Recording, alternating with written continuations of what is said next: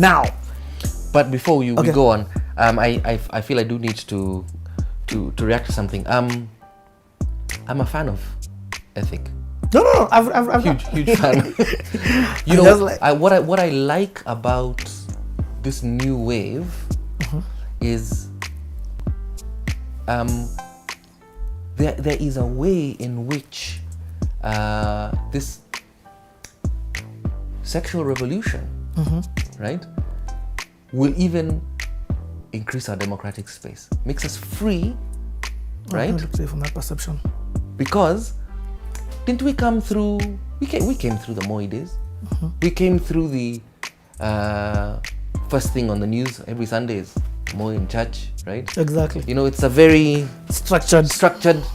The rules. There's the state, and it's what the state says is law, right? There's the church. What the church says is law, right?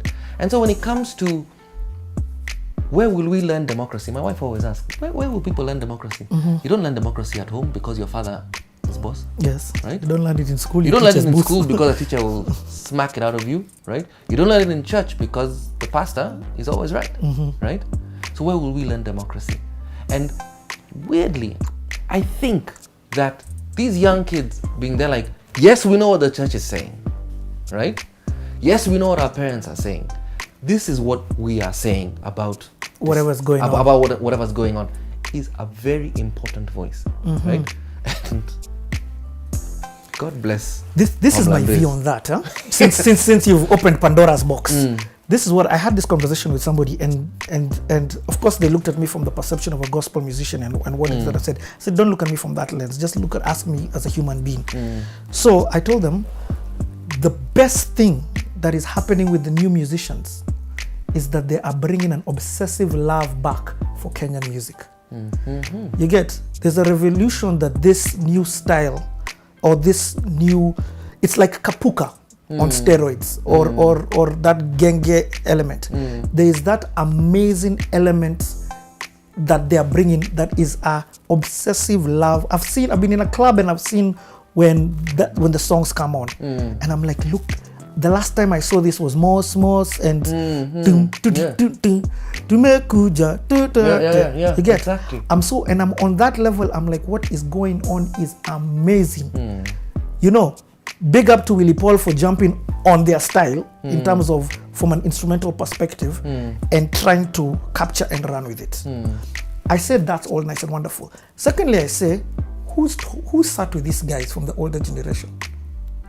Who's bothered to sit with them and have a conversation about the power of lyrics? You get?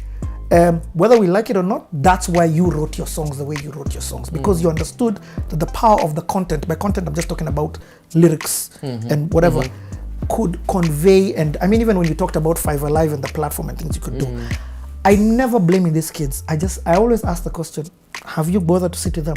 Have you bothered to have a conversation with them? You get? So I'm not doing from my point of attacking. My way of redemption is let Eric Wainaina sit down. Me put a camera in front of Eric Wainaina. Hopefully let them get this, let them watch this video. Let them hear how Eric Wainaina loves what they are saying in terms of this thing, but let them also hear Eric Wainaina's story in terms of the power of lyrics and whatever it may be, dance, whatever it may be. Once that information has been passed, whatever decision they make, wonderful, let it be. It's more informed than if nobody talked to them. Yeah. Have you got? I hear you, and not but. One of the fears that people have is like, for example, as a parent, right? And they're like, what do I want my kids to listen to, right? But that's the thing. That's it's up to me. I control that. Yeah, I right? guess. It's not up to radio. It's not up to any media, right? I agree. It's up to me, right? I mean, my kids are very musical, right? And they'll come up and we'll be listening to a song in the car, which is like, or they'll be like, they love to rap, right? And they'll be rapping and they'll be doing a thing, and they're doing the clean version of a song, and where the swear word is, they put a beep, right? And they're like, oh, so you know there's a swear word. Yeah, right? exactly. If we close our eyes to be there, like, these kids don't know what this thing is, you're I yeah, mean, there you- we, yeah. we No, no. I you mean, know? I'm not in that. Definitely not in. In fact, I love this conversation because now, as people hear you saying this, and it will spark a whole other conversation about different things. I'm just like, all I know without a doubt, mentorship is important. And if anybody makes a mistake because of lack of mentorship, don't blame them. It's an element of lack of mentorship. That's why you have people who are under you, songwriting and instruments and all of these other things. You get? So I do not blame this new gen. The parenting story, by that one for me is a whole other one. I'm like, I'll never blame teachers.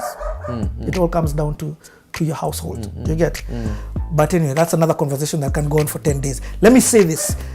I want us to end this season 1 of the music career. This 4-hour conversation just about your music career. First and foremost, thank you so much for what you have done for the industry.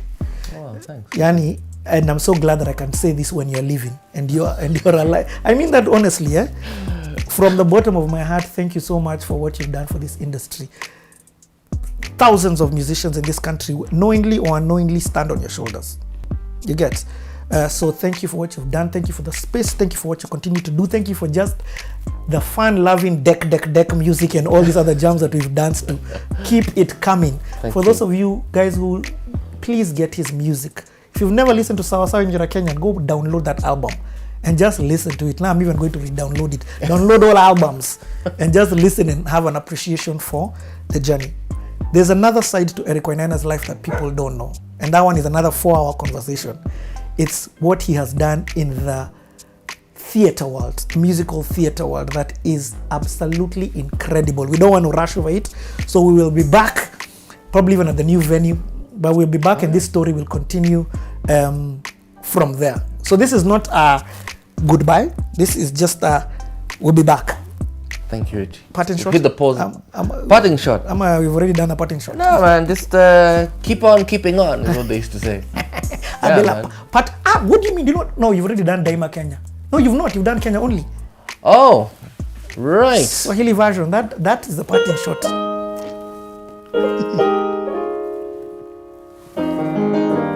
Umoja ni fahari yetu, undugu ndio nguvu.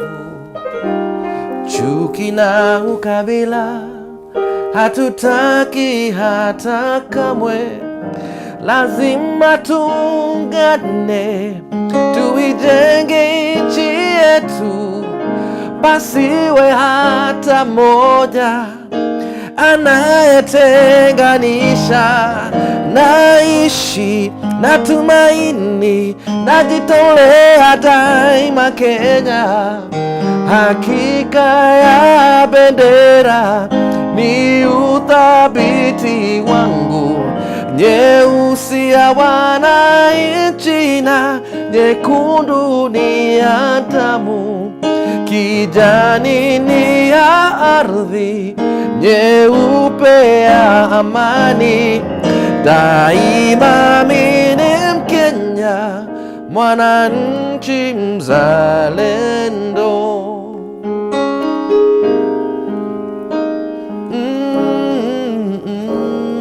Let me finish it.